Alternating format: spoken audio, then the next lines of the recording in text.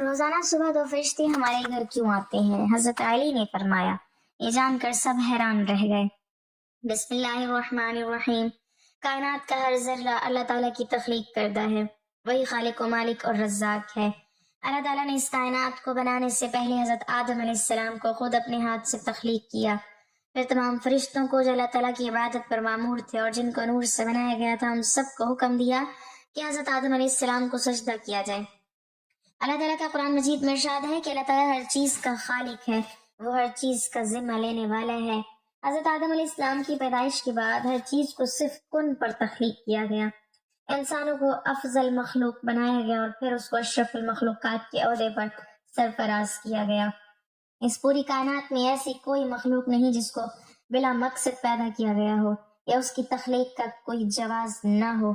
इसी तरह हम इंसानों को भी अल्लाह ताला की इबादत के लिए इस दुनिया में उतारा गया, लेकिन हम उसका नाम लेने के अलावा तमाम काम बखुशी करते हैं। हम बहैसियत इंसान नाशुक्री हैं। हम अता की गई नेमतों का शुक्र अदा करने की बजाय खुद को मजीद की तलाश में सरगर्दा रखते हैं। एक चीज हासिल हो जाए तो अगली चीज की ख्वाहिश में निकल पड़ते हैं। अपनी जिंदगी के असल मकसद को भूल जाते हैं। लौट कर वापस उसी खालिक की तरफ जाना है, इस हकीकत को फरामोश कर देते हैं।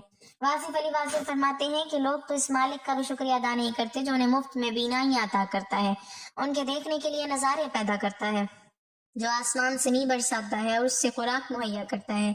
लोग हुसूल रिज़्क़ को अपना हक समझते हैं और देने वाले से ताल्लुक उतना ही है कि वो देता चला जाए और लोग लेते चले जाएं। वसूली की रसीद और शुक्रिया की जरूरत नहीं। राज़िक अल्लाह ताला की जात है और उसने अपनी तमाम तख्लीक करदा मखलूक को रिस्क देने का वादा किया है। यह भी हकीकत है कि हमें हाथ पर हाथ धरे रिस्क हासिल नहीं हो जाएगा। इसके लिए मेहनत और जुस्तजू को लाजिम करार दिया गया है। इंसान का रिस्क उसके अपने अंदर मौजूद है, यानी उसकी अपनी अक्ल, सोच, काबिलियत, सलाहियतों और अमल पर मुनहसर है कि कैसे वो अपनी अता करदा सलाहियतों को पहचानता है और उसकी कदरों में वक्त के गुजरने के साथ इजाफा करता है और अपनी काबिलियत को बरकार लाते हुए अपने लिए रिस्क के दरवाजे खोलता है। हमें हमेशा याद रखना चाहिए कि अल्लाह ताला ने हर अमल के होने और मकसद या मंजिल हासिल होने का एक वक्त मुकर्रर किया है। उस वक्त से पहले आप जितनी भी एड़ी चोटी का जोर लगा लें, आपको कभी उस मकसद में कामयाबी हासिल ना होगी और ना ही इस मुकर्रर करदा ज्यादा या कम हासिल होगा। लेकिन चूंकि हम इंसान हैं और अपने ईमान की कमजोरी की वजह से मायूसी का शिकार जल्दी हो जाते हैं और अपनी किस्मत, वक्त और हालात को कोसना शुरू कर देते हैं और इसी नाउमीदी में दिल छोड़कर उस मकाम पर बैठ जाते हैं जिससे आगे कामयाबी मिलनी होती है। और यही नहीं बल्कि अक्सर बेशतर इंतहाई कदम उठाने से भी बाज नहीं आते। इस कायनात की कोई भी मखलूक भूखी नहीं सोती सिवाय इंसान के, जिसकी भूख कभी खत्म नहीं होती, क्योंकि इंसान बुनियादी तौर पर लालची है। इसमें हिर्स, बुग़्ज़ और कीना परवरी भरी हुई है। गासिब है, दूसरों के हकूक छीनने वाला और जुल्म करने वाला है और दूसरों की अपने मामूली फायदे के लिए इज्जत पामाल करने वाला है। इंसान अपना पेट तो भर लेता है, आने वाले वक्त के लिए जखीरा तो कर लेता है, लेकिन अपने इर्द गिर्द अपने हमसाओं में नजर डालना भूल जाता है।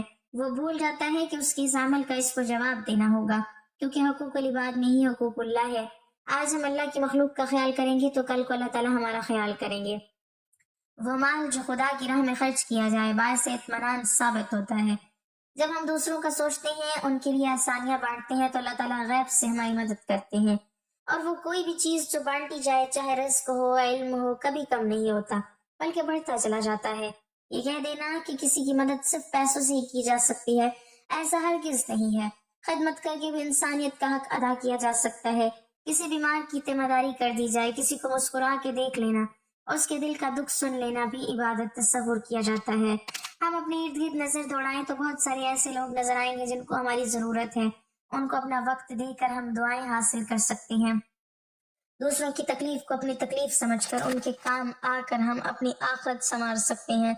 अगर हम उन छोटी छोटी बातों का ख्याल कर लें तो हम अपनी जिंदगी की खुशियों और इत्मीनान से भर सकते हैं। वासिफ अली वासिफ फरमाते हैं कि सुकून हासिल करने का आसान तरीका यह है कि इंसान सुकून के हुसूल की तमन्ना छोड़कर दूसरों को सुकून पहुंचाने की कोशिश करे। सुकून देने वाले को ही सुकून मिलता है, किसी का सुकून बर्बाद करने वाला सुकून से महरूम रहता है। हमें ज्यादा से ज्यादा हासिल करने का लालच दिल से निकाल कर जो हासिल है उसमें खुश होने का हुनर सीखना चाहिए और बगैर किसी हिर्स, लालच और गर्ज के दूसरे लोगों के काम आना चाहिए। इसी में हमारी हवालाई पनाह होने के अलावा दिल का सुकून मौजूद है। किसी का हक नहीं मारना चाहिए, क्योंकि अल्लाह ताला की लाठी बेआवाज है।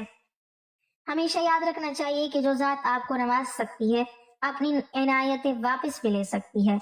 ہمیں اپنی زندگی میں قناعت پسندی کا عنصر ضرور ڈالنا چاہیے۔ اس سے نہ صرف ہماری شخصیت میں مضبوطی آئے گی بلکہ ہم ایک پرسکون زندگی گزارنے کے بھی متحمل ہو سکیں گے۔ خوب سے خوب تر حاصل کرنا ایک فطری عمل ہے، لیکن جو ہمیں عنایت کیا گیا ہے اس پر اپنے رب کا شکر گزار ہونا چاہیے اور اس دیے ہوئے میں سے دوسرے کو دینا چاہیے، اور یہ حقیقت نہیں بھولنی چاہیے کہ یہ عطا بھی اسی رب کی جانب سے ہے جس کو ہم اپنے ہر عمل کے لیے جواب دیں ہیں۔ حضرت انس رضی اللہ تعالیٰ عنہ بیان کرتے ہیں رسول اللہ صلی اللہ علیہ وسلم کے دور میں دو بھائی تھے، ان میں سے ایک نبی صلی اللہ علیہ وسلم کی خدمت میں حاضر ہوتا تھا جبکہ دوسرا کاروبار کیا کرتا تھا۔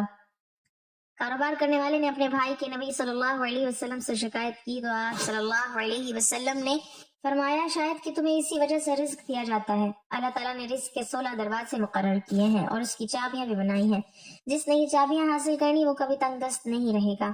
پہلا دروازہ نماز ہے۔ جو لوگ نماز نہیں پڑھتے ان کے رزق سے برکت اٹھا لی جاتی ہے، وہ پیسہ ہونے کے باوجود بھی پریشان رہتے ہیں۔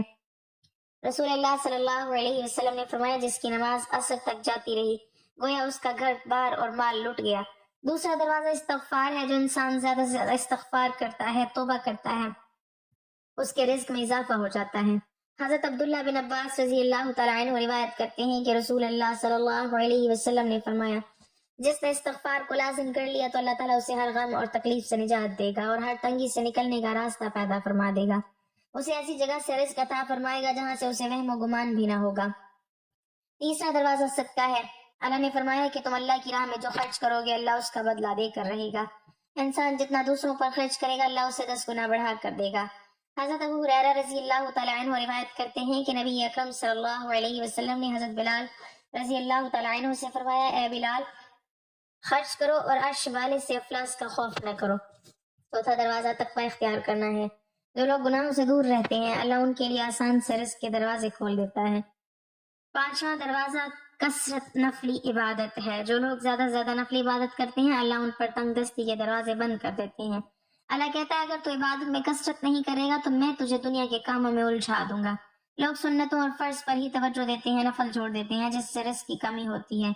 چھٹا دروازہ حج اور عمرہ کی کثرت کرنا۔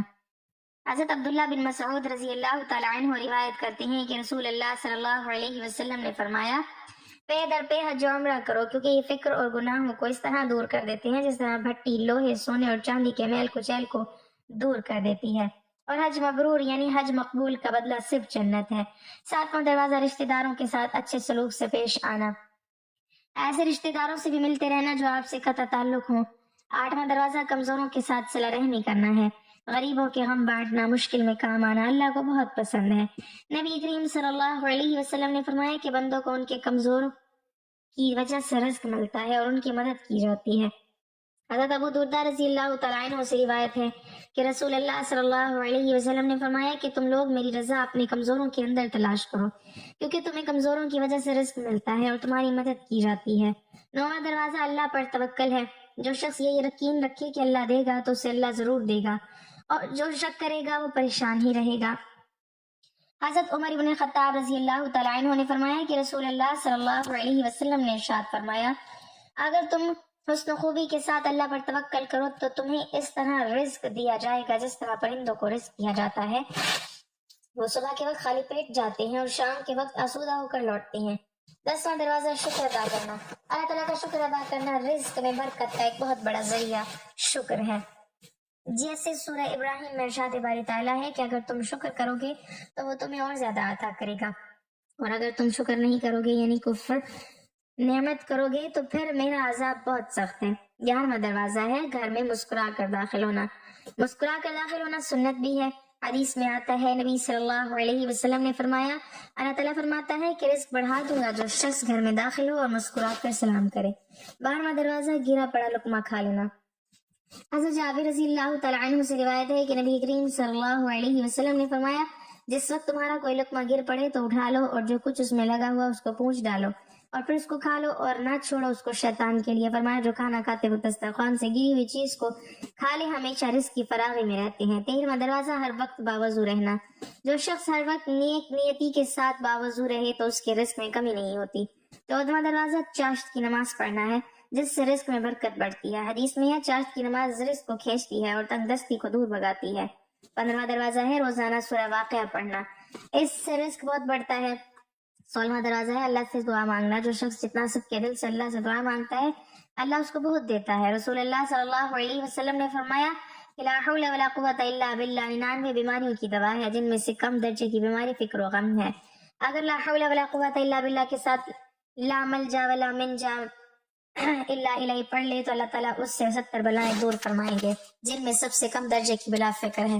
حضرت عائشہ رضی اللہ تعالیٰ عنہ سے روایت ہے کہ سورہ نصر کے نزول کے بعد نبی کریم صلی اللہ علیہ وسلم اپنی ہر نماز کے بعد سبحانک اللہم و بحمدک اللہم اغفر لی یہ پڑھا کرتے تھے، اور قرآن پر عمل کرتے ہوئے اپنے رکوع اور سجود میں کثرت سے سبحانک اللہم و بحمدک اللہم اغفر لی پڑھتے تھے۔ نبی کریم صلی اللہ علیہ وسلم نے صرف اسی پر ہی اکتفا نہیں کیا بلکہ کثرت کے ساتھ اللہ تعالیٰ سے استغفار کرتے تھے۔ ایک مجلس میں 100 مرتبہ اللہ سے استغفار کرتے، حالانکہ اللہ تعالیٰ نے آپ صلی اللہ علیہ وسلم کے اگلے پچھلے تمام گناہوں کو معاف کر دیا تھا اور وہ معصوم عن الخطا تھے۔ حضرت عبداللہ بن عمر رضی اللہ تعالیٰ عنہ فرماتے ہیں کہ میں نے نبی کریم صلی اللہ علیہ وسلم کو ایک ہی مجلس میں 100 مرتبہ استغفر اللہ الذی لا الہ الا هو الحی القیوم واتوب الیہ یہ الفاظ کہتے ہوئے سنا۔ اس سے معلوم ہوتا ہے کہ نبی کریم صلی اللہ علیہ وسلم کسی کثرت اور مداوت سے استغفار کیا کرتے تھے۔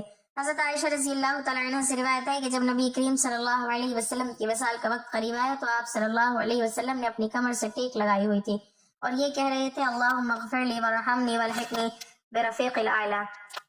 ہر روز جب صبح کی پہلی روشنی نمودار ہوتی ہے اللہ کے حکم سے 2 فرشتے زمین پر اترتے ہیں۔ ایک فرشتہ دعا کرتا ہے اے اللہ اپنے بندے کو اس کے خرچ پر بدلہ عطا فرما اور اس کے صدقے کا اجر بڑھا دے، اور دوسرا فرشتہ بد دعا کرتا ہے اے اللہ جو بندہ تیرے راستے میں روک ٹوک کرے کنجوسی کرے اسے تباہی اور خسارے میں ڈال دے۔